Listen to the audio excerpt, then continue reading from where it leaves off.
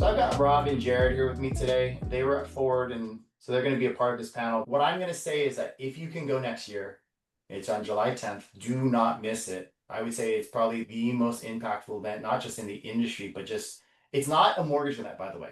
It's an event about business growth and personal growth. And go ahead and block it in your calendar right now. It'll run about $500-600. It's in Vegas, so it's fun. I wanted to do this special session because I wanted to talk about each speaker, what we learned from each speaker, because I think that a lot of it is extremely impactful. So Rob, Jared, and myself are gonna go over it today.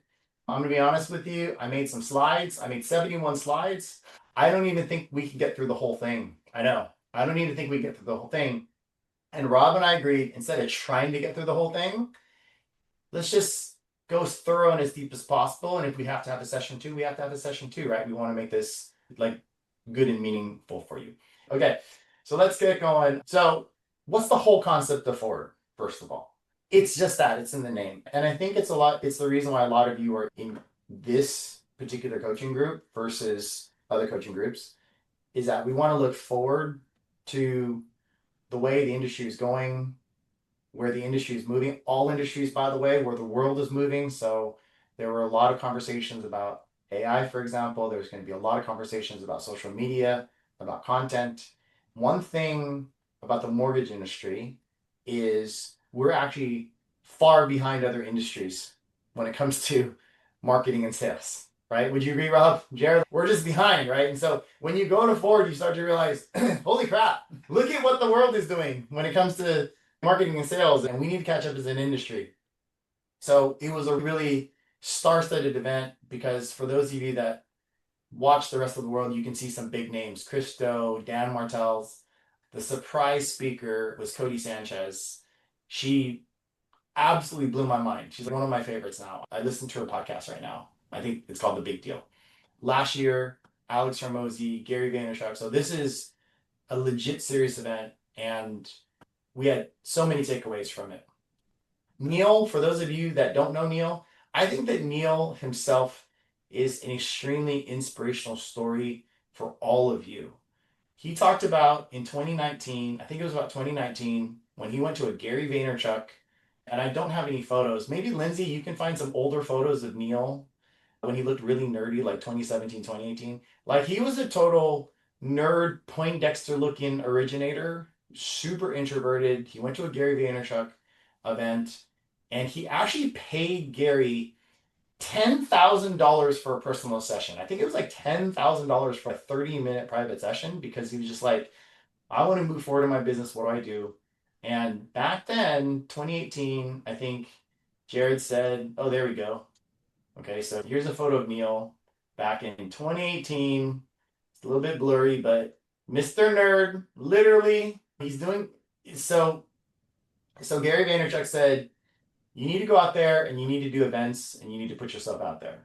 And Neil, not knowing what the hell he was doing, said, okay, I'm just going to start doing events. And I actually think that this is a good kickoff, because that's what I'm asking you guys to do. And Neil showed, I don't have a lot of footage, but Neil showed so many photos and videos of himself. He's like, yeah, this is my first event. I had 4 agents show up.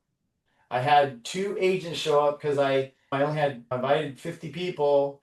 And he said, but I just kept going. And you see some of his early videos, and Rob, this was the first time he went to a Ford event. Isn't it amazing, literally watching his transformation, like going from nerd to he's running this big 2,500 person Ford event. Like, it was so awe-inspiring. Rob, you and I have been in the business for a long time. Were you jealous that could have been you?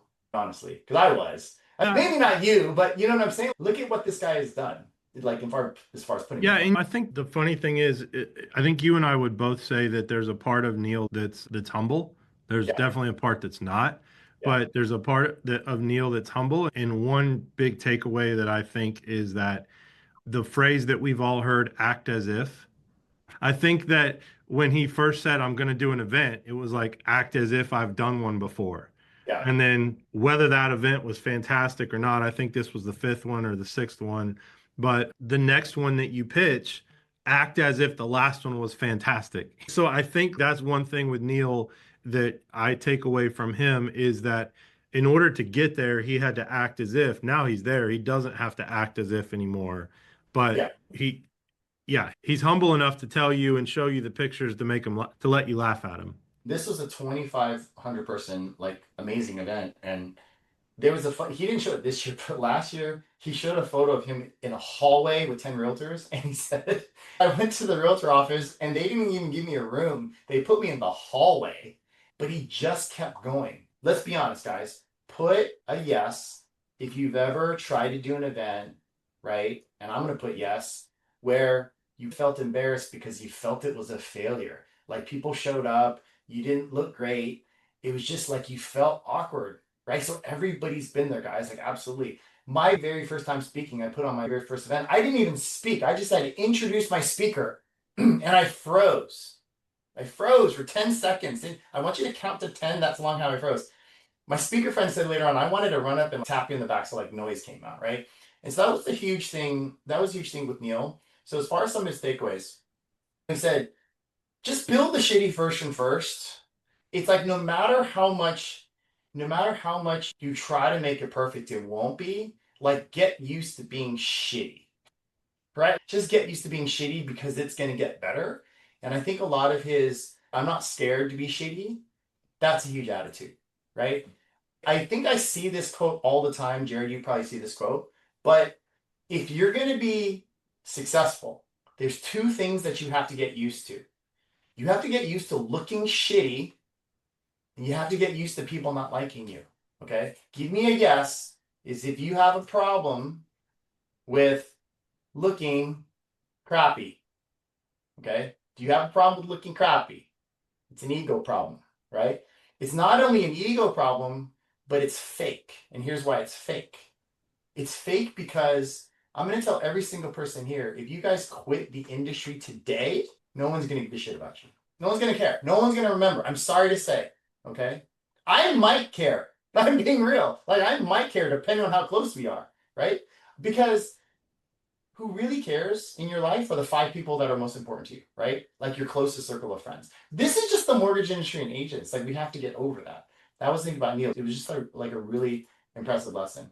But by the way, these notes are a little all over the place because they're just like big points that I bring up. And then Jared and Rob, if you see things that you like. Kai, just you and I laughed at me on it for an example of this. And that is if you guys are friends with me, you know that I recently started cold plunging, right? And this is like within the last 2 weeks, 3 weeks that this happened.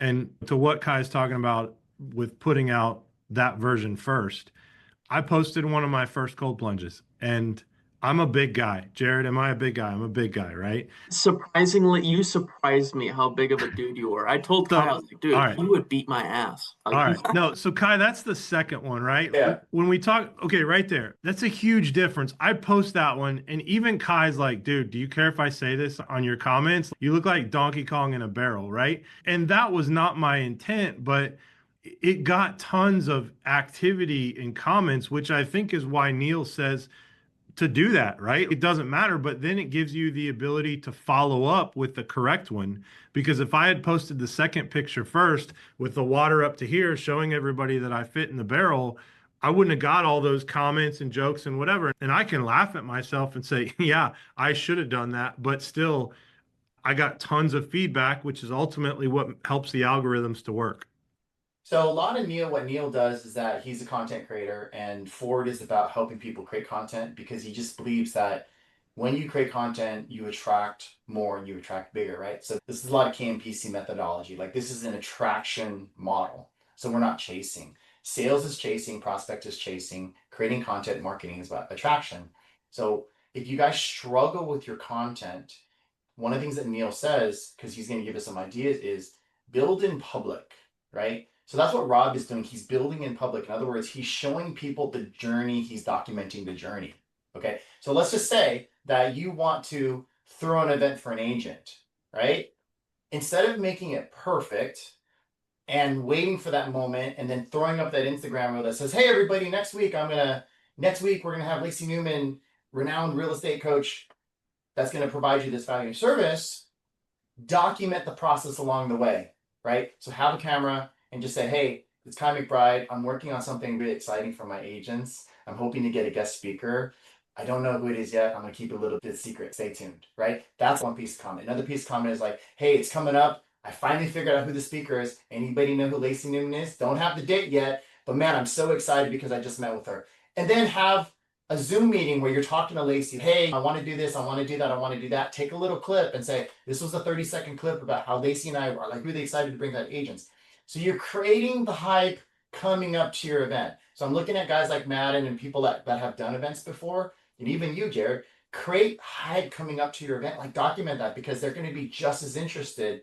And then we always talk about, because you can't, if you promote an event too early, it's like too early. And if it's like too late, but this is a way of promoting it along the way, right? Like document the whole journey. That's why that's like Rob documenting his journey for like cold plunging. Okay. All right. So we're going to blast through these notes. I realize or else we're going to get through 2 speakers, but I thought to myself, maybe that's what we're going to do. We're only going to get through a couple speakers today and we're going to go through the rest. He says, you don't need to be famous. Let's see. Energy matters. I think this is important. Your energy does matter. And I've seen this in my content. Lindsay went and created like 50 reels for me. And it's amazing when I'm even speaking to a group like this, I can completely tell the reels that I have a lot of energy and the reels that I don't have a lot of energy. It comes off so different. And when you're speaking on reels, when you're speaking publicly, you want to speak loud, you want to speak a little bit fast because it's engaging, it's energetic. So think about that too. The other thing that really impressed me about Neil, and this is a little opposite, but like I said, there's no real like order in this, is the Pareto's law, like 80% is good enough. That'll give you 80% of the results. But if you go 100%, you get 1,000% of the results. Like, I think, Rob, one of the things that like really impressed me, and I created a reel about this today, was I just don't think a lot of people put enough true effort into something, like over the top effort, right? I posted a reel today about how Kobe taught Kyrie Irving. Kyrie Irving says, I miss Kobe because one of the things he taught me was like to go above and beyond. Okay.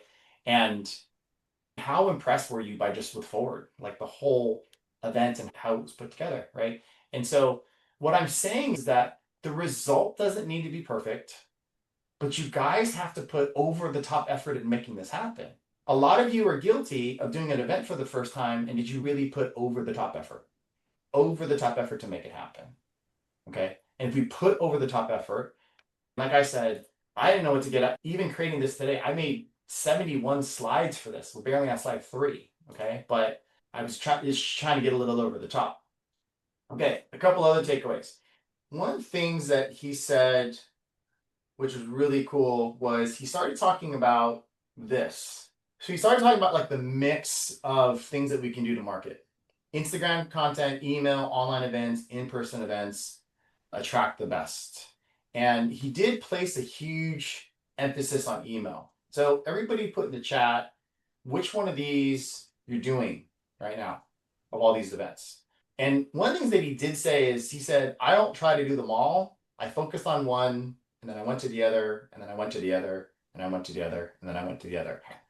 We have so many multiple ways of doing business. And it reminded me a lot about different ways. So we have Instagram, okay, content. And then we talked a bit about email. I was actually really surprised when he talked about email. He said, I think email was overdone for a while, but now we're coming back to email. And the type of email that he puts out are those really simple emails that are text only. You guys know what I'm talking about? He does a lot of text only emails that provide value. And he's saying, do a lot of email campaigns and write it in a way that looks like you just sent out, like you wrote it personally and sent out the email. Who's doing any email campaigns right now? I'm actually curious on email campaigns. Who's doing email campaigns? Okay. And I'm not talking about like those email newsletters that are made out, because those don't get read. All text, a couple paragraphs. Okay. Going back to this. Online events, we're talking about that. In-person events. So I talk a lot about webinars because I think they're mobile, they're easy to do, they're fast to do, there's not a lot of risk.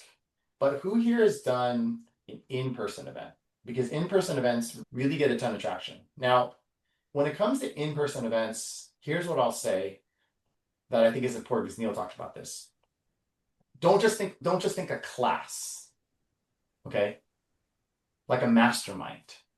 A mastermind. I used to do in-person masterminds. Masterminds have less burden on you because you don't have to teach a class for an hour.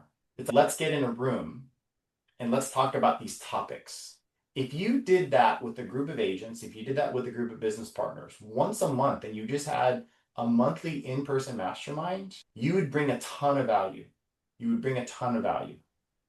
Now I'm curious because we're going to stay on Neil and the way he thinks. Is that stopping right here? How many of you feel slightly uncomfortable? How many of you feel slightly uncomfortable doing in-person events, masterminds, online events? I'm curious. Let's see in the chat. Oh, and by the way, we haven't done a mastermind in a bit, and we're planning our next one, a live KMPC mastermind. COVID made it weird, but we're gonna get back on the ball, okay? But you need to do masterminds. Jared, have you done in-person masterminds with your agents and referral partners yet? Yeah, I have in the past. That I will say that is something that makes me uncomfortable. But that means I need to do more of it. What makes you uncomfortable? I think it's the same feeling that most people have. If not that many people show up to a webinar, it's a webinar. But if Yeah. you invite 30 people to a mastermind where you're the head of the room and only, 5 people show up, you feel like self-conscious about it. But Yeah. that's something that I need to get over. Yeah. So if you were here in the Q3 kickoff, one of the things that Lacey said is that I think one of the things that we have to work on ourselves is most loan officers, there's a sense that we're numbers people, we're finance people. And so there's a natural introverted side of us, ambiverted side of us. Agents are completely extroverted, right? And it's getting us to be social. It's pushing us past that uncomfortable stage of being social. And that's why I said, I think it's a very loan officer thing to take an invite and just send it out because it's the most introverted way to get people at an event. So this is actually Neil's method that you should use for Lacey's event. Hey, I'm doing a small exclusive event next Thursday at 1 p.m. and I wanted to personally invite you. I've convinced so-and-so to join us to break down how they do this. It's super tactical, great networking. You want me to save you a spot. Hey, my coaching group is doing an exclusive event next Tuesday at 2 p.m. Central, and I wanted to personally invite you. We convinced renowned real estate coach Lacey Newman to join us and break down how she helps agents close 100 sides a year using her structured no burnout method. Super tactical, great networking with other agents. Do you want me to save you a spot? That's the type of conversations that you need to have with people. But you see how it's written, you see how its execution is. It's with passion, but also there's some degree of exclusivity. And it's not, and here's another thing, guys. If you just send people links, the things that people are like really busy. And so they're just going to look at the link and then they're going to be like, okay, yeah, I'll get back to it later. But you notice he said, do you want me to save you a spot? Because I got to keep that person's interest. Does that make sense? I got to keep that person's interest. And so, Dave, that's the conversation that you're going to have with an agent. And you want them to say, tell me more about it. Yeah, I can reserve you a spot. And then you say, I'm going to send you the link. Would you like me to register you? You can do that as well, too. Okay. And then if they say yes, I say, I'm going to send you the link. Tell me when you get a chance to look at it. Call them back. Did you get a chance to look at it? Because I like hard it was to get Lacey Newman at this event. I really want you to go. And then they say, yeah, this is amazing. You say, great. It's such an exclusive event. I don't know whether we're going to get her back. Do you know other agents that would like to join too? Okay.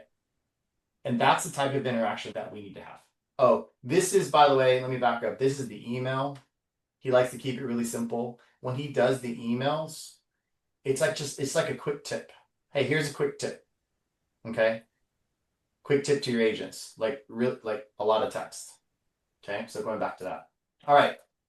Anything else on Neil, Rob, or Jared that really stood out to you in terms of if I had to sum up Neil in one sentence, he just creates and creates. He doesn't worry about whether it's shitty and he just goes. I think he outputs more than anybody that I've seen. My biggest thing is just going back to the mindset of if you truly believe what you're providing is high value, then you should feel no shame sharing it. Yep. Yep. Rob put something in the quote, for events like this, think of yourself as the talk show host. And Neil wrote this. You don't have to be famous. You just have to be the person that facilitates. Think about like Jimmy Kimmel or Jimmy Fallon. That's what Rob says all the time. I'm just Jimmy Kimmel. I'm just the host. I'm not the famous one. They're the famous one. I'm going to put Lacey up on the pedestal. Okay? All right, let's continue. Anybody know, who knows Sharon Shabazz, founder of real estate, the fastest growing real estate company, I think in the last 10 years. Okay? He has put Keller Williams to shame. Now he's a partner with Alex Hermosi at acquisition.com. This guy is absolutely amazing. I think the thing that I get from him the most, and I'm curious, Rob, what you got from him, is that he said, the old tactics are dead, and don't let anybody convince you that they're still good and to go back to the basics. Right? A lot of stuff that he talked about was like really forward thinking. Rob, what was your impression of Sharon? So I have a whole page of notes, but I'll tell you the three biggest things that stood out for me. And then I'm sure they'll overlap with some of yours. But one of the first things he said when he got on stage was, our best clients come from our best clients. And you've beat on us before. We've coached this before on asking for referrals. I know every time you get slow, you call clients and say, who do you know that could benefit from my services, et cetera. Our best clients come from our best clients. So that's one. Two is that the new is hyper local. And again, ironically, this is not new. We've talked about this before, which was like for Jared, go in Iowa and interview the local florist. And then the next one, interview the Whippy Dip guy, the soft serve ice cream. And then become the expert of hyper local. And he showed us so many examples of people that simply just did road construction updates and got tons of views, traffic pattern changes, stuff like that. Like, it's driving traffic to your page so that then when you say something insightful about mortgages, you have a huge audience. Gary Vee kind of talked about that too, like being the mortgage guy of bowling, Kai. And then the third thing was the no scorecard rule. And Sharon told a story about how Neil had begged him to speak at something, and it was Sharon's son's soccer game and maybe a birthday too, or something like that. And Neil like paid for a chopper to pick him up and take him to the event and fly him back. And Sharon was like, you can't keep score. Like, when Neil goes over and above that, and how can I not go do that event for him and all of those things? I think go overboard and do epic stuff like that without keeping score. You do that for your agents, they're going to remember that more often than not. You're going to have so much business you won't know what to do with. Yeah, let me interpret that, because when he said that, I saw that in notes and I forgot, but now you jogged my memory. And so I wrote this down too. The best clients come from our best clients. So when it comes from referrals, you should have lists in your database like who your best clients were, who you have the closest and deepest relationship with, and call them. And there's a lot of people here that I've had conversations lately. Give me a yes if I called you personally lately. And those of you that I have good relationships with, I'm calling and I want you to help me. I'm asking you to help me multiply my business. But what I thought was interesting was when he said, referral clients expect better. Okay. So think about it this way. You do great business. Okay. So Jared, you do great business and somebody refers you. So you did great business for Rob, and Rob is going to refer Joe. Here's the thing. You did a great job for Rob, but you have to do a better job for Joe, right? Because there's also Rob's word on the line, right? Rob's word on the line. But the other reason why is that if you do a better job for Joe, Rob's going to be like, wait a second, like, how did you get that? I want that. And then you can look at Rob and go, I'll give that to you the next time you do a transaction with me. Think about that, right? So like, always get better. And I think that's what we strive for as a coaching company. When if Jared, who's an existing client, were to talk to one of my older clients, and Jared was to say, man, Kai does this for me and this for me and this for me. And one of my older clients was like, man, he didn't do that before, right? Jared, yeah, because he's gotten better. You should come back, right? And so when you do a better job for your referrals, it entices the existing clients or the existing people to want to come back to you, to continue engage with you. And it also shows that you give a shit. So what the no scoreboard mentality means is, listen, I get it. I think a lot of people feel abused and used by agents all the time. Okay. First of all, have some boundaries, right? There's a point where you give too much. But the ones that were worth it, go overboard and don't keep score. Don't keep score. In other words, I gave them this much and they're not giving me back. But just give first. Just give first. And what the story was, Neil wanted Sharon to speak at an event, and he said, I can't because I have to be here. And Neil said, I will have a helicopter pick you up after the event and send you home. And they threw up a picture of the helicopter. He did. It was just absolute fire. Okay. Go above and beyond. Okay. So this was the stuff that I thought was like really interesting. He said, let's start getting away from outdated stuff. Okay. And he talked about a lot of outdated things. I think one of the things that we fall into the trap for in the industry is the things that we're used to. The things that we're used to saying, the things that we've learned. Joe Stump, for example, by referral only, right? Like how often have we said, have they talked to that phrase? There's different referral phrases, everything from, do you know anybody? I'm looking to grow my business. Can you help me? Whatever that is. But what happens is back to the basics. That's why I hate the word back to the basics, is back to the basics has been heard over and over again. So you desensitize it out. Like you stop listening. You walk into a Best Buy and I walk up to you, Jared, and I say, can I help you? Dude, you've already blocked that out. Can I help you? So you got to say something different. Hey, have you seen the new app product? Have you seen the new display that we have on all the new Samsung stuff? It's like pretty freaking amazing, like all the AI 3D stuff. Have you gone over there and looked at it? And so one of the phrases that he was saying, and we're going to interpret this for mortgages, right? So let's say you meet somebody at a party, like a friend, and they tell you that they're in the market to buy a house, right? So in his example, when he's talking to a homeowner, an agent will say, have you ever thought of selling? Because that's like the old term. So what do we say when we're at a party and we find out that somebody's going to buy a house? Do you have a lender yet? Do you have a lender yet? There's two things about that phrase that you're going to get just blocked out. Number one is they've heard that over and over again, not just from lenders, but from every vendor possible. Okay. If you got a pipe issue, the plumber is going to go, well, do you have a plumber yet? We've heard that phrase over and over again. The second thing is that it doesn't create any value for them to see. So what Sharon says, instead of treating yourself like a vendor, okay, he said, make a phrase that ties into the value. So if you find out that somebody's going to buy a home, instead of saying, do you have a lender yet? You look at them and you say, hey, let me ask you a question. Has anybody ever sat down with you and talked about the different finance options that are available today? Because we're in this like high price, high interest rate market. And besides the normal conventional loans that you've heard about your entire life, there are so many creative financing options. Has anybody ever sat down with you, showed that to you, and sent you a report so you know what your options are buying a home? See how that's different, right? You're providing a different type of value. And then what you're not saying, here's the thing, you're not even saying that you're a lender, right? Like I could say that. Somebody says they want to buy a home. If I say, do you have a lender yet? Can I refer you to Rob? What am I doing? I'm just trying to sell them. I'll say, let me ask you a question. Have you sat down and done this? And sometimes I'll say, I'm not a lender. I'm just asking, have you done it? Because I'm going to position myself as a friend. No, I haven't done that yet. I thought that I had to put 20% down. It says, if you sit, I'm like, dude, there's so many like finance options and you can do this and you can do that. Like you should really check into that. And they're like, yeah, that's really interesting. Do you know somebody? Yes. You need to call my buddy Rob. Okay. That's how you send a referral. And Rob, as we're thinking about this, okay, so I'm going off now.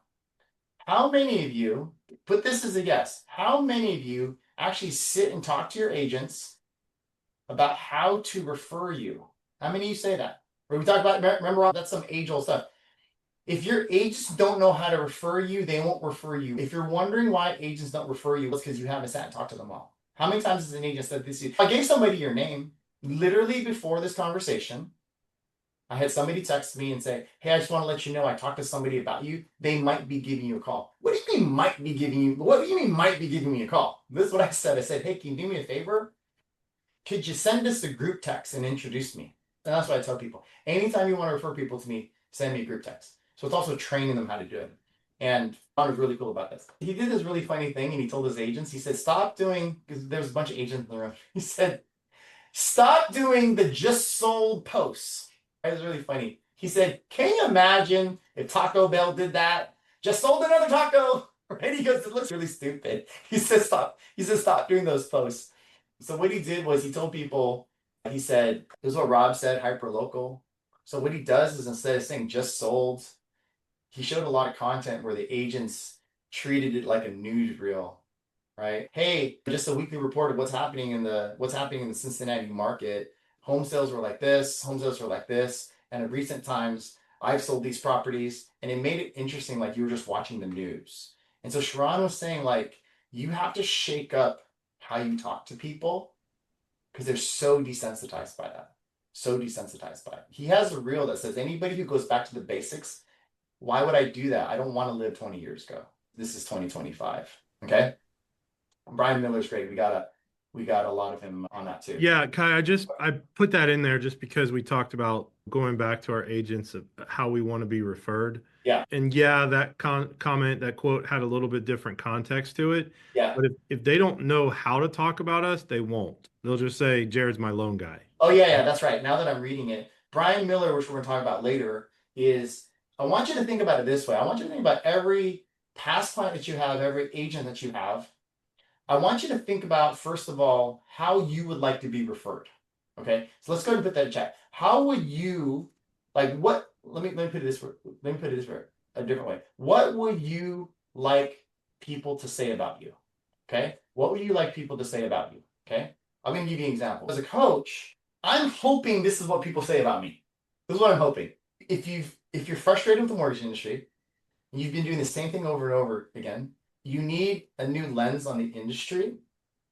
Kai will not only teach you a new lens to be successful in today's age and in the future, but it will completely refresh your mind and make you enjoy mortgages again. That's what I hope people say about me, okay? But here's the reality. Do people say that about me? Tim Swerzik, known you for a long time. I think you're actually pretty good at articulating that, right? But sometimes you might get lazy and say, oh, you need a coach? I've worked with him. He's really great. Call Kai, right? And I'm sitting there going, that's not what I want you to say about me. Yeah. I want you to be fancier about me. That's a lot of what a lot of these speakers are saying is that, remember, the communication that we have between people makes a huge difference. Maybe you're not getting the numbers. Maybe you're not getting the relationships because you're just saying it in a lazy, passive, old way, right? We have to get more enticing, a little bit more energetic. We have to sound a little bit more profound. We have to sound a little bit more profound.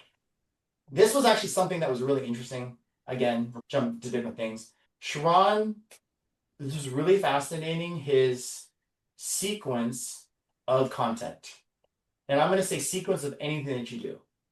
So this is the order, guys. Quantity first, then quality, then quantity of quality. So whether you're doing events, whether you're doing content, anything that you do, email, he said, quantity is first. Quantity is first. What's a perfect example of that? Getting in shape. Quantity is first, man. When people look at me like, what should I do? Should I do CrossFit? Should I do yoga? Should I do Pilates? Should I lift weights? I'm like, man, just do all of it. Just get to the gym 6 times a week. Work out like 60 minutes. Just do all of it. I don't give a shit what you do. You got to move your body, right? You want to start an email campaign? Quantity. Now, Lindsay and I want to show you this. We're doing content. And we try to keep everything systemized. So she created a little content calendar. So this is all the content that she's pulled for me. This is about 40 reels probably that she's pulled for me.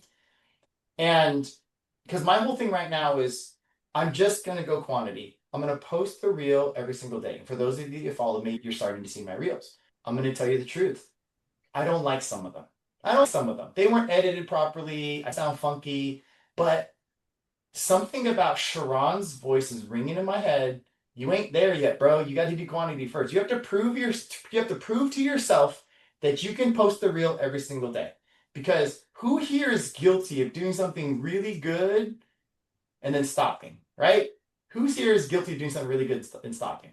I can create these perfect Instagram posts, I can create these perfect events, and then you just stop. I'd rather you do shitty than over. So he says is, and that's the algorithm, right? And what was interesting about that, he was talking about social media platforms. We're going to talk about that in a second. But he said in the early Facebook days, you just had to be on Facebook. In the early Instagram days, you just had to be on Instagram. In the early TikTok days, you just had to be. And the people that did the quantity were the people that exploded. And then they started getting better. Because if you think about all the influencers, look at the early stuff. It's really shitty, right? It's really shitty. Okay. Until you can consistently do quantity, like getting to the gym, then start switching to quality. Then look at your stuff. So I even told Lindsay, I said, you know what? For my standards, some of these are like 7-ish, but I'm going to put it out there. And Jared, what's the hard thing about putting crappy stuff out there? Your ego, right? But it's like, just let it go, let it happen. Criticism, right? I don't remember which one of the Ford speakers says it, but put out the corny stuff, put out the cringe stuff. That's what you're remembered for, to be honest. Yeah, it's a little funky and maybe, or you know what actually cool, like sometimes I think, I don't know if that I would do this intentionally, but if I put out like 5 pieces of content and I had a shitty piece of content, maybe the content would be shitty, but people would go, ooh, that was rough from Kai. But you know what? I listed it in emotion. I got people to remember that, right? So he says, quantity first, create some consistency, do that shitty webinar, do that shitty content, then look at quality. Okay? Once you have quality, then you do quantity of quality. But you got to get to that point. You got to get to that point. Okay? All right. Dan Martell. Is there anything else we're missing in? Let me just say this last thing. How much you require to go overboard? Yeah, go overboard. This was interesting. I want to say this last thing. There's a Nike commercial. I haven't seen it yet. But there's a Nike commercial where all the competitors are saying, am I a bad person? Kobe Bryant, am I a bad person? Am I a bad person for trash talking? Am I a bad person for missing birthdays with my family? Am I a bad person for going overboard with like this? Am I a bad person for overselling you? Am I a bad person? Am I bad? And it's the whole thing. And the whole concept was, but that's what a competitor does, right? Like it's a reminder that winning isn't for everyone. You're going to be misunderstood. You're going to be disliked. You're going to be embarrassed. And so, am I a bad person for that? Am I a bad person for flooding my friends' newsfeed with all of my shit? How many of you sometimes feel like a bad person for? Let me ask you a question. How many of you struggle? This is a real question. How many of you struggle pitching to family and friends? Honestly, okay? How many of you struggle? You think you're a bad person when you do that, but winning requires a different level.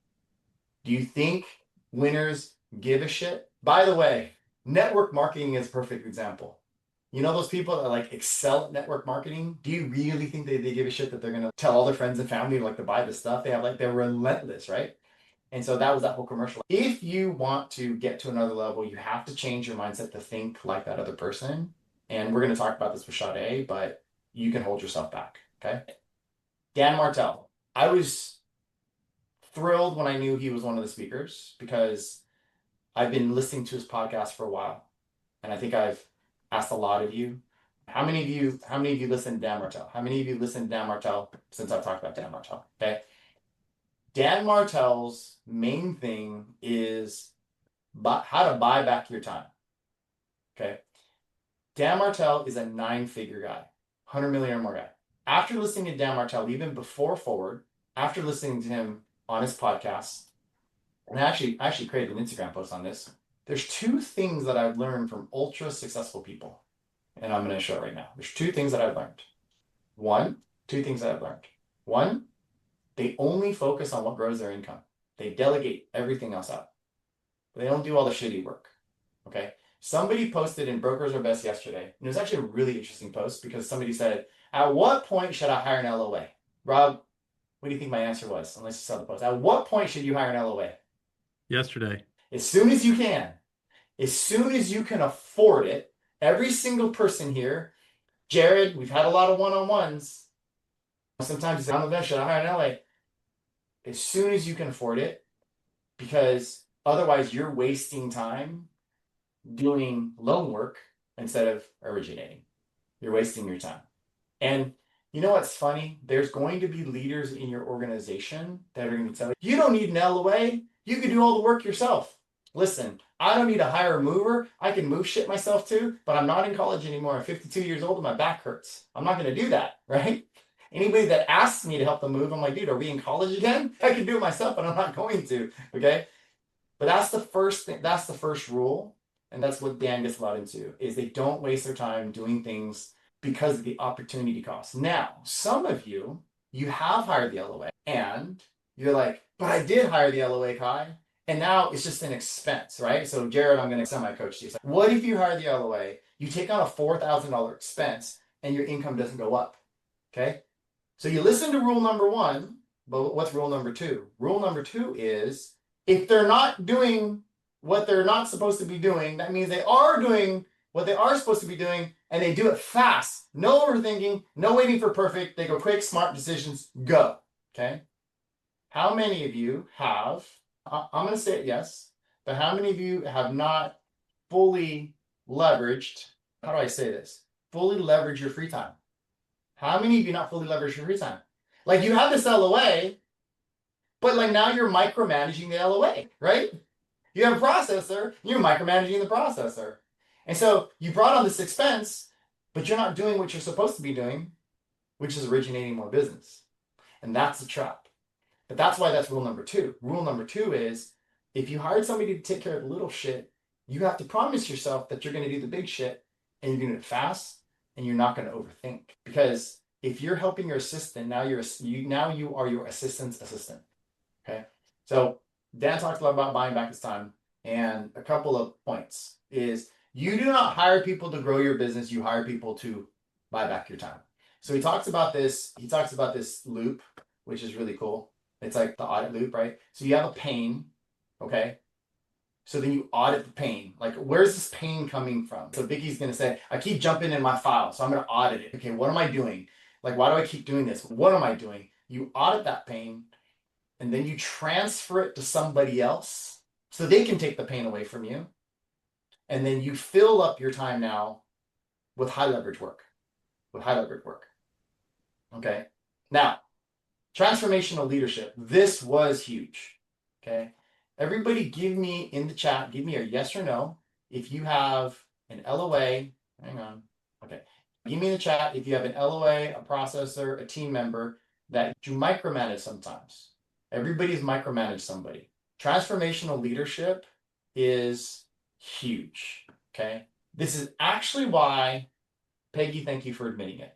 This is actually why I tell people when you give status updates to your clients to not tell them everything that's going on. Okay. Let me tell you my point. So, Peggy, just nod your head. Do you have kids? Yes or no? Yeah. Okay. Do you have a son? Yes or no? Okay.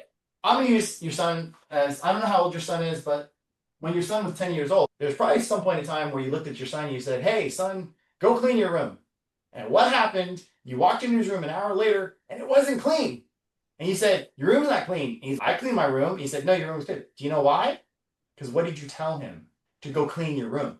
So now he has to interpret that himself. Dan says that one of the reasons why we're not good at leveraging people is because we tell them what to do instead of what we expect. So instead you want to look at your son and you want to say, hey, I'm going to give you 1 hour to have your room clean. And here's what it means. No clothes on the floor, no dishes on the desk, bed made. That's the expectation. I don't care how you do it. You just need to do it in and out. Okay? So if you bring on a team member, so Jared, you're going to hire your LOA, and you tell them, here's what I want you to do, and here's how you're going to do it, there's a chance that they're going to do it. They're going to think they're going to do a good job, but they won't meet your expectations when you actually see the results. Looking at a processor and saying, work on this file in clear conditions. And how often have you seen a file not have conditions cleared when you're supposed to go to docs and close the next day? Because the expectation should be as my LOA, as my processor, I need these conditions cleared by this date. I don't care how you do it, but that's the expectation that I have. And the performance of your job is based on the end result. It's not based on the work that you do. It's like a basketball player. We went out there, we played basketball. I know we lost the game, but we played basketball, right? That's called transformational leadership. It's looking at somebody and saying, I'm more concerned about the result than how you do it. Okay. And if you change your expectations on your team, then that's how you're going to get higher performance. It's about, okay, so he put up a reel. He said, instead of saying, tell them, check on them, and then what to do next, which is transactional leadership, it's here's the outcome. We're going to measure if you got that outcome. And if you didn't, I'm going to coach you how to get the outcome. How to get the outcome. Now, some of you, I know you guys have done this, is a file wasn't done properly. So you're going to jump in and do it yourself. You're going to jump in and do it yourself. But did you teach him anything? I don't know. Did you teach him anything, Miguel? If you did it, you didn't teach him shit. Okay? So there's two ways to do it. Come watch me. But even Dan said this. He wrote down in his notes. He said, hey, how about I do it and I'm just going to record how I do it. And then I'm going to send you a recording saying, here's how I did it. Here's how I did it. So there's how you do it. But I need the result to happen. I need the result to happen. Here's another thing that I didn't know Dan Martell back in the day, but when I go to 2004 and I hired my first assistant, it was always a running joke because I remember the very first time she came up to me and she said, hey, Kai, you told me to do this, but I don't know how to do it. I looked at her and she used to tell the story all the time. I says, you're going to have to keep figuring out until you get to it because I don't think you tried hard enough and I don't think you looked at all the available resources. So why don't you go back a second time and figure it out until I get the result that I want? And I asked her, I said, how did you feel about that? And she goes, oh, I thought you were a total asshole as the boss. But what I realized is that you were teaching me to be resourceful because I knew that if I came to you and I didn't give you the result that you wanted, that you're putting the responsibility on me. And it taught me a lot. It taught me a lot about myself and it taught me a lot about your leadership style. So Dan's leadership style is the 1-3-1, where he says, you got one problem, come back with 3 options, and then I'll give you the recommendation. So there are times when your processor needs to make a decision, and it's okay, tell me what the problem is, give me 3 options, and I'll tell you which one I think you should take. But what you don't want your team to do is say, hey, Rob, I don't know how to fix this. No, hey, Rob, I tried to fix this. These are my 3 options. I can do this, I can do this, I can do this. You can choose one of the 3 options, or sometimes, Rob, what you'll do is you'll say, you know what? I like that you tried those 3 options. I'm going to give you a 4th one. Do it this way because it's a combination of 2 and 3, and go back and do it. Because, Rob, it's not your job. Now, I can tell you one thing. I don't know how he does it. I've known Rob now. We've been friends. We've been business partners, clients, and friends for 15 years. Rob and I play a lot of golf together. We go a lot of events together. Whenever I go to events, here's how you know that the person you're hanging out with is in the real estate mortgage industry, because they're always on the damn phone. Okay? They always find a way to get on their phone. I've golfed with people so many times, always on the phone in the car, always on the phone in the car. Rob's never on the phone. We go to breaks, he's not on the phone. We go golf, he's not on the phone. Okay? Rob, is it because you just laid out the outcome, like your expectations of outcome with your team? It's like it's your problem. And what do you tell people? If it's not this or this, then don't come to me. What is it? Yeah, my rule is if it's going to cost me time, money, or relationship, then get me involved. Otherwise, you handle it. Yeah. He sets the clear outcome for the people. He sets the clear outcome for the people. Dan is huge on that. You got to buy back your time, guys. That's what we're doing. Okay. This is actually an interesting one. I didn't really notice the statement until after. He says, that's why I think brokers are the smartest people. Because instead of building a big bank and bringing everybody in-house, he's like, are you kidding me? I'm just going to broker to different wholesalers, let them deal with it, because my attitude is just leveraging other people's systems and people. So that's not a knock on people that are bankers, but I just thought it was an interesting statement because we are a banker broker like industry. And he says, yeah, if I can outsource that. Okay. All right. Jared, any last for you, especially you coming up into the world of leverage, what was your like big takeaway in Dan? Like what was the big thing for you in maybe the light bulb moment of buying back your time? So I think for me, it was the 5 buyback hires. So the first one should just be like an admin, like a $10 an hour job, which I think in my day to day, it's think of all the stuff that I do that's Mhm. like worth $10, like adding people to HomeBot. Like why would I do that myself when I can just hire somebody to do that? And it's just you've been on my ass about it, but for me, like if that's my first hire, like I'm working on hiring a virtual assistant. And Dan says the very first person you should hire is an executive assistant. And then the second is delivery, then marketing, sales, then leadership, or whatever it was. So you get more defined in the role as you scale more and more. Yeah, fun fact, guys. And by the way, I'm looking at the time. This is a 90-minute session. We got about 20 minutes left. I know a couple of people dropped off, and we probably won't get through everybody, which is fine. My first hire was not an LOA, was not a processor. And here's why. There are a couple reasons why. Number one, I knew that hire, and by the way, in 2003, 2004, they were called transaction coordinators. They weren't called LOAs yet. But my thought process in not hiring one was for three reasons. One was that's expensive because I have to get somebody skilled in doing that. Okay. Because I'm hiring experience, people that know how to work with files. Number two, I thought to myself, I might micromanage that person, right? Because if they don't do it as well as me, then I'm just gonna hover over them. And I thought, oh, I don't want to do that, right? So the third reason, which was the most important reason, I said, instead of me bringing somebody to do my job and worrying about the next 6 months, can they do my job okay? And then I have to like take my time and make sure that I put it toward things that are money making. And what if I don't? Then I end up with this. I end up with this person, and then I'm not doing rule number two, which is I'm not taking my time and leveraging it. I decided to do the opposite. I hired an executive assistant who was in charge of my marketing because then she didn't have to replace what I already knew how to do, and everything that she was doing was money added stuff, right? And three, I didn't need loan experience. I just needed somebody with marketing experience. So I didn't need to audit that person. They just needed to be good at what they did.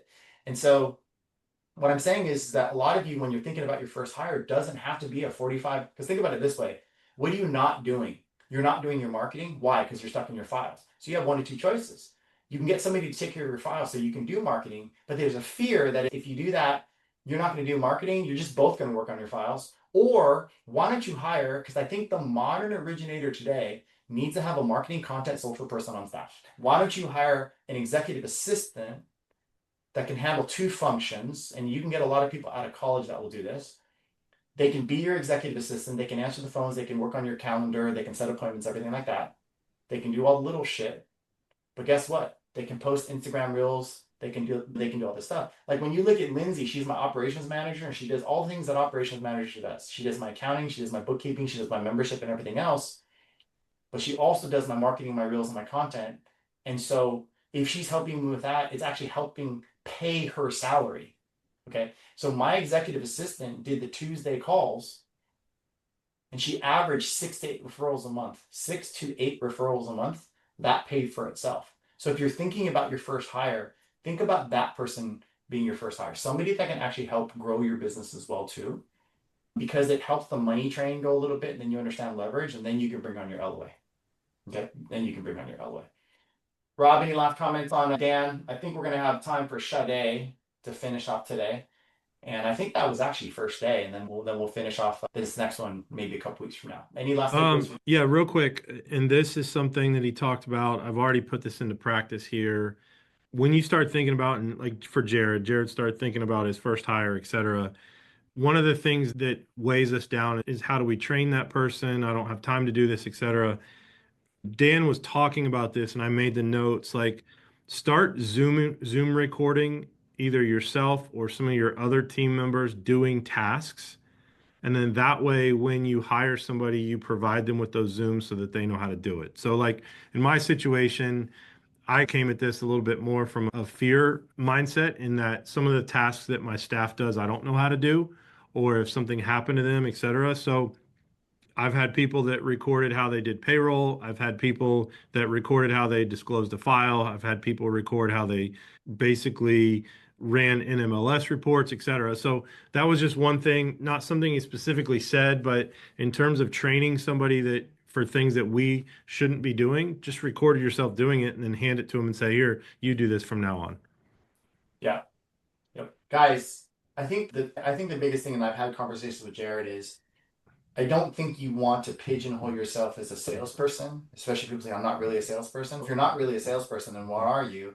Be an entrepreneur, be a business owner, build something, like leverage people, right? That's like a main point of Dan Martell's and all of his stuff. One last thing that Dan talks about, it's not in my notes, but I know this from his podcast, is that he said, and my mentor Tim Brahim told me this too. He said one of the reasons why we don't enjoy our business is we do a lot of shit that we hate doing. And so Dan said that if you were to look at your entire week and you wrote down everything that you did in a week, he said you're going to create a column which is all things that I do, and then you're going to have two columns after that. The second column is, does this make me money? Does this make me money or does it not make me money? Just put dollar signs, any from $0 signs, $4 signs, doesn't make you money. And the next column is, how much joy and how much energy does this give me? So you can do stars, right? From 0 stars to 5 stars. And he said, you definitely need to be doing things that make you money, but you also want to be doing things that you find a little bit more joy in. And I think that's why a lot of people in this coaching program don't want to do cold calls, because it does make you money, but nobody likes doing cold calls, right? And so we enjoy doing a little bit more of the marketing, the engagement, the more natural, organic connection. All right, we're going to go to Sade, and I think she's good to close this. So Sade she's a performance psychologist. She's a TEDx speaker, bunch of mindset lessons. And I think this is good to close off today's session. I love the first one, is your behavior follows your identity. Now this one's huge, okay? This one's huge because I ask people all the time, what are you? And a lot of times people say what their job is. I'm a loan officer. So my question is, what do you identify as? What do you identify as? Because how you identify yourself is how you're going to learn. If you say, I'm a loan officer, first of all, what does that mean? I think the word loan officer means that I work on loans and I quote and I work on files. Then your mindset will always be that. I'm an entrepreneur. So I don't even tell people I'm a coach. I don't, because I'm not a coach. I'm an entrepreneur that owns a coaching company that focuses in niches in the mortgage real estate business, because it keeps me centered on who I am, what my responsibilities are, and how I grow my business. Now, here's an interesting conversation that Jared and I had the other day. Jared is, don't worry, this is not going to get out, Jared. But Jared is a loan officer, and he says, hey, I need a little bit of advice. I think I want to ask my regional maybe to give me a P&L or maybe open up my own branch. Now, give me a yes if you ever thought about doing a branch or a P&L or something like that. Give me a yes if you've ever thought about making that transition, right? And so he says, so what's like the conversation that I should have with my regional? And I said, I don't think the conversation is about convincing him as much as it is, do you understand why you want to do this? Because Jared, when you first came to me, it was like, I think that if I can do this, I can control margins, I can do this, and I can do that. And I said, what did I say? It's all the wrong reasons. It's all the wrong reasons to do it. In my mind, there's only one reason why you should get your own branch, you should get your own P&L, is if you look at why Rob owns his own company, is that I said, I think that the pinnacle of success comes from when you can act, think, and perform like an entrepreneur. And as long as you're a loan officer that works at a company that does sales, you're a loan officer salesperson. And that's why I don't like a lot of leaders that are pushing people out there saying, you're a salesperson. And no, I'm not a salesperson. I know how to sell, but I'm not a salesperson. I'm an entrepreneur with skills in sales. And so I told Jared, I said, the reason why you should get a P&L branch is that the pinnacle of success comes from when you are an entrepreneur, you act and think like one. And in order for you to act and think like one, you're going to need the structure that will allow you to be an entrepreneur, which is your own P&L, which is your own branch. So you can make decisions, so you have some control, you have some autonomy in how you build, and you also have personal responsibility, because nothing makes you work harder than having to make payroll. And I said, I would look at your regional manager and say, I have aspirations, and my aspirations is if I start thinking like that and acting like that, and that will allow me to think and act like that, and also provide the level of service that I want to give to my clients at the highest level possible. Not like company name service, but like Jared plus company name service. And so giving me that structure will do that. And that's Sade's first lesson, is how you identify is how you will behave. How you identify is how will you behave. Okay. Total mindset. Jared, when I had that conversation with you, how did that click with you? That's the shift that you want, is shifting from, I was thinking as just a loan officer, I just want to be able to control my margins, versus an entrepreneur. I need the independence in order to grow. So it just shifted my own mindset of, you're right, I think I have the right thought processes, but it's not being conveyed correctly. Rob, you're a broker of probably 20 years. You're not a broker because the model is better. You're not a broker because you can control your margins. You're not a broker because you make more money. You're a broker because you own the business and you're an entrepreneur. That's the number one reason why you're a broker. And you Yeah, just and spent years doing that. yeah, and then you get in it and you refine it, and you don't have a reason to change. Yep. Yep. And it's a big step. A lot of this is, what I said before, stop waiting to feel ready. I love this though, is like she talks about reframing your response to be resourceful, not reactive. She talks a lot about the emotion systems that we have and how emotions drive us in certain directions versus what I learned from that. What is the thing, right? And so I think Kobe Bryant is like a huge example of that. He said that it's the whole, there's no such thing as failure. There's only feedback. And so the feedback gives you the response. The feedback gives you the response. And Jared, if you did an event and you expected 20 people at the event, but 4 people come to the event, you're naturally going to have an emotion. What's that emotion going to be, Jared? Negative.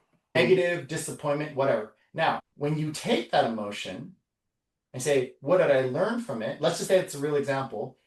What is that telling you to do, though? What is that emotion telling you? Because without the emotion, you'd be like, oh, whatever. But the emotion actually hurts for a reason. So what are you learning from that? What do you need to do now?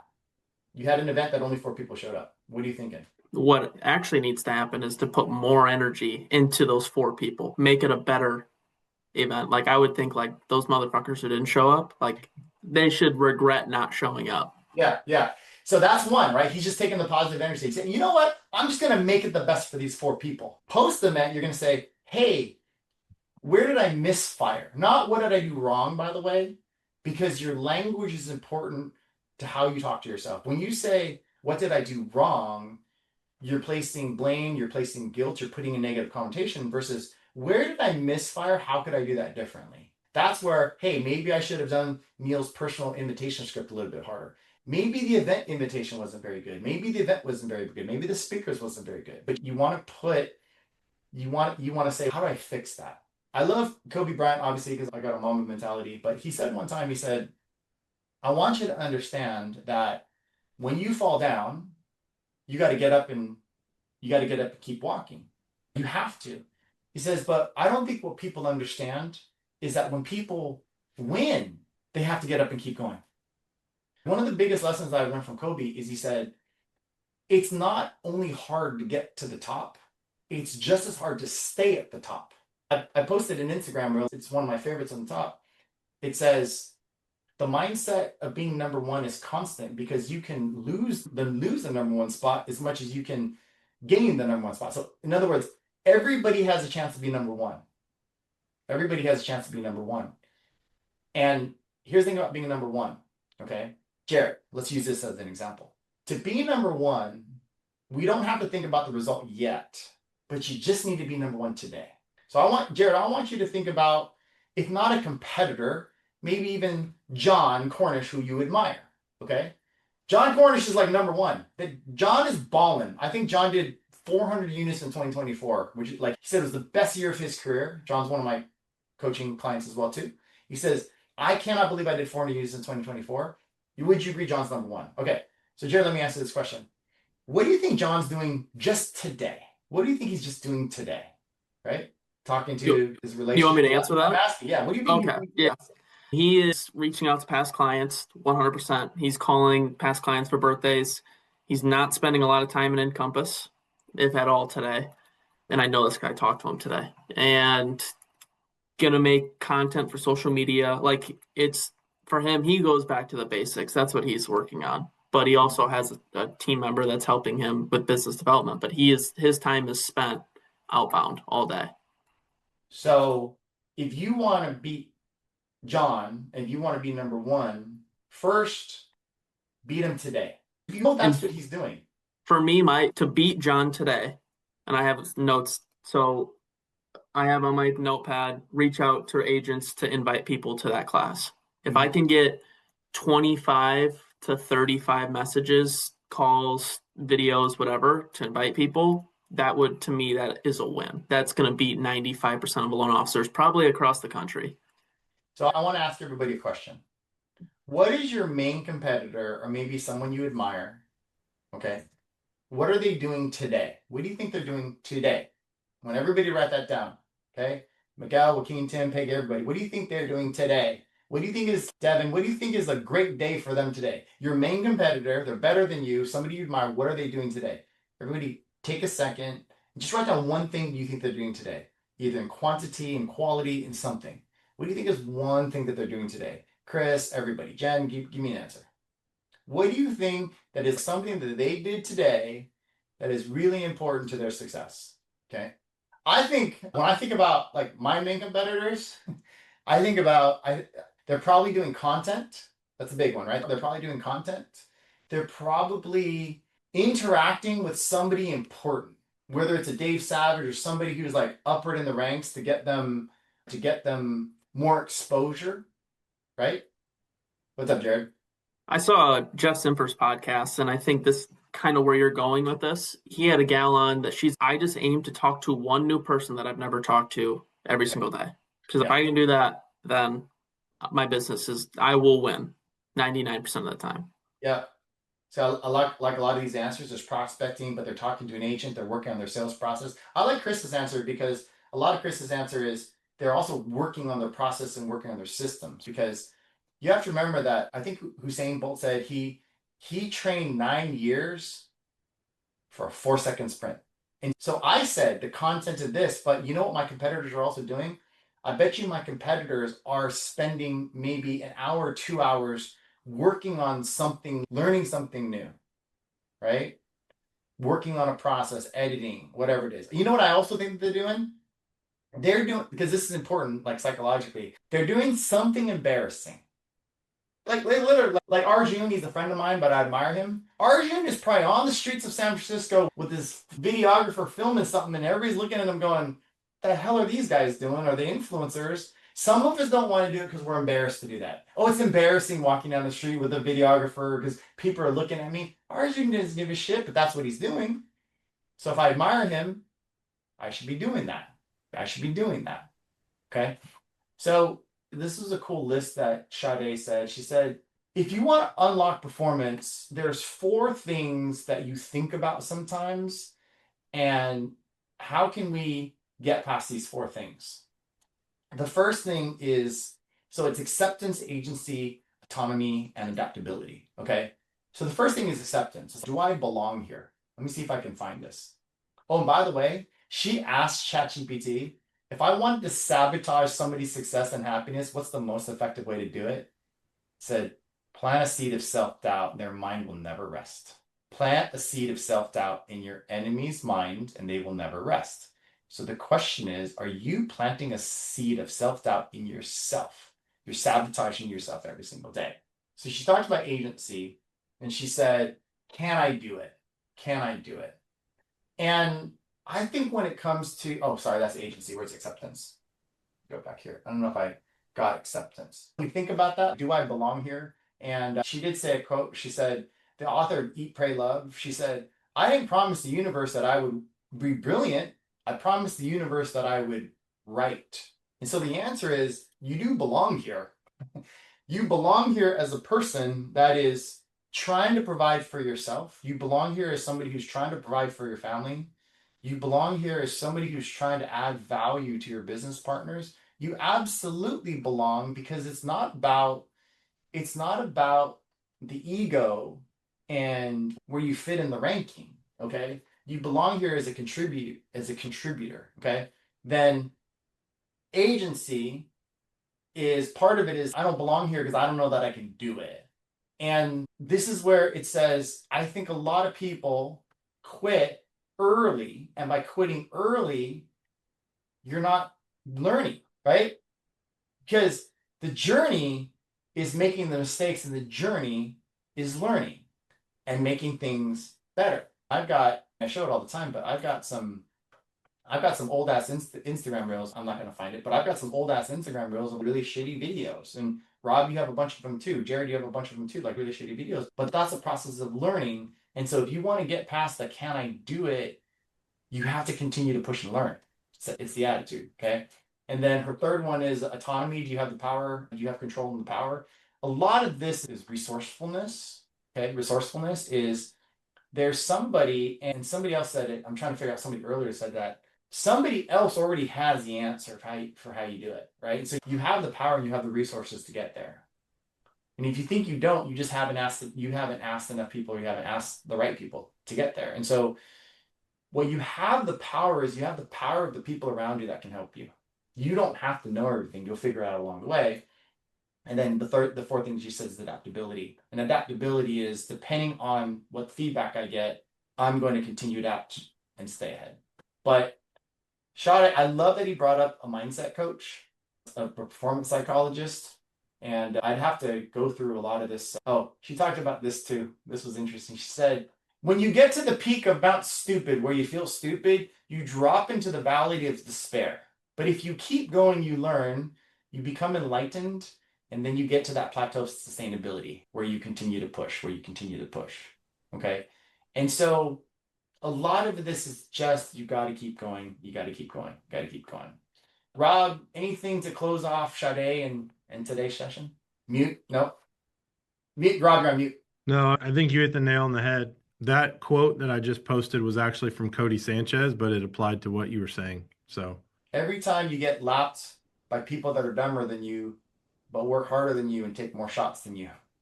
And what's interesting about that quote is that when people ask me what my true motivation is in life, I do have a motivation part of my motivation is to succeed. Yes, I would like, and part of that is just the way that I'm wired. The way that I'm wired is like top of the food pyramid. I'm just wired biologically to be at the top of the food. Like, I want to be a lion at the top of the food pyramid, because anything less than that to me is biological weakness. Okay. Because being on top of the food pyramid can allow me to provide the most for myself and my family. Okay. So in the modern world, you wanted to be the best hunter. In today's world, you want to be the best business person to do that, because you generate money. That's why I'm wired. By the way, everybody has like their own why in life. And it's always like their feelings and things like that. Okay. I'm sorry, everybody talks about what their why in life is. What is that motivator? And I'm going to tell you this, 99% of you say, my why is my little child. No, that is not your why in life. That is your who in life. That's who you do it for. But your why is something different. It's completely different. Do you want to know the difference between your why and your who? I'm going to tell you the difference. I'm actually making the announcement today. So my daughter is transferring to USC, University of Southern California. She's coming from Texas. She's going to USC. So I'm talking about a $13,000 a year tuition to $75,000 in tuition. It's a big check for me to finish for the rest of the year. She is my who. My why is providing for that education. You see the difference? Because a lot of people, they say their why is their kid. It's not specific enough. That's your who. Like, what are you trying to provide for their kid? But my why is even bigger than that. My why is not my child. My why is for me to be the highest on the food chain as possible, so I can provide for my family, my loved ones, my staff, and for all of you. Because if I struggle and I shut down this coaching business, that doesn't help anybody here too. And so what is that driving force? Okay. So that's that. And I'm trying to figure out if I went on a tangent because I'm trying to remember what I was trying to say, but that's my driving force. Yeah, I totally forgot. But anyways, that's my driving force, and that's what pushes me. And so a lot of you have to realign with what your driving force is. Okay. And if you understand that, and you know what, I totally blanked out. I'll figure out the point that I was trying to make. Okay. But that's in the identity. That's what she was saying in the beginning. Okay. That's the identity in what I do and why I do it and why I push so hard. And oh, I know what I was going to say. It was back to your quote, Rob. So what I realized is that's part of it. That's part of my why, because I want to be like the provider. But the second part of my why is that I feel that I belong on this earth because I belong in this universe because I was given an opportunity. Okay. If you are an immigrant, don't worry, we won't call ICE on you. Is that too soon? Is that too soon for a joke? Anyways, if you're an immigrant, because I'm an immigrant, you know what it's like to live in a country with no opportunity. So I live in the US because I have opportunity. So I feel like if I don't take potential of my opportunity, I'm wasting the opportunity. So back to your quote, Rob, you know what pisses me off? When somebody is more successful than me, but they're like dumber, shorter, uglier, less intelligent, whatever it is, because they outworked me. Because they outworked me. And then I feel like I'm just an idiot because I have all this talent, I have all this potential, and I couldn't use it, which was the opportunity that I was given, not just on this earth, but not just on this country, but on this earth. And I couldn't use it to provide for myself and my family and for the people. That's what drives me every single day. And that's how I identify. And I'm going to give you one last hack. This has nothing to do with this is just something I remember. If you have an iPhone, and I'm pretty sure that they probably have an Android version, and then we're going to close with this. I downloaded this app called Countdown. What Countdown is, you can see it right there, 154 days. When I first got the app, I counted down to me turning 50. I turned 50 in 2023, counting down the days. And then I had an app counting down the days to when I moved to Texas. This app, there's 154 days to the end of the year. I like seeing that because it's like I'm running out of time. And I think, Miguel, I know I'm looking at you, but I think that would resonate with you. Running out of time, buddy. We ain't young anymore. We've got 154 days till the end of the year. And you know what? Tomorrow, there's going to be 153 days, and 52, and 51, and 50. And you need something that's in your face every single day to remind you of your purpose, remind you of your goals, remind you of your vision, and to get back into that mindset. And I highly recommend everybody download a counter, counting down the days to the end of the year. Because before you know it, it's going to be 2026. Y'all are going to look at yourself and say, wow, another year passed. And you know what? 2026 is going to be my year. Everybody says the next year is going to be their year. All right, Rob, any closing comments for today? Nope, I'm good. Looking forward to picking this up next time. All right, guys, we'll let you know when the next date is. Hope you guys learned a lot. Let me do this real quick before I let you go. What's like the one thing that was your favorite thing that you took out of today? Just curious. What was the one thing? Between all the speakers, between all the strategy, what do you think it was? I think in that first day, I really liked Sharon, and I loved Dan because it's a reminder. I got about that my time, and Sharon was just you have to create something that's different. That's why Rio kicked the shit out of Keller Williams, because they're not doing it the way they've been doing it for 20 years. They came at it different. Okay, transformational leadership. Okay, give yourself 3 options, hire an LA. All right, guys, I will see you guys on the next call. Some of you tomorrow. Have a great week.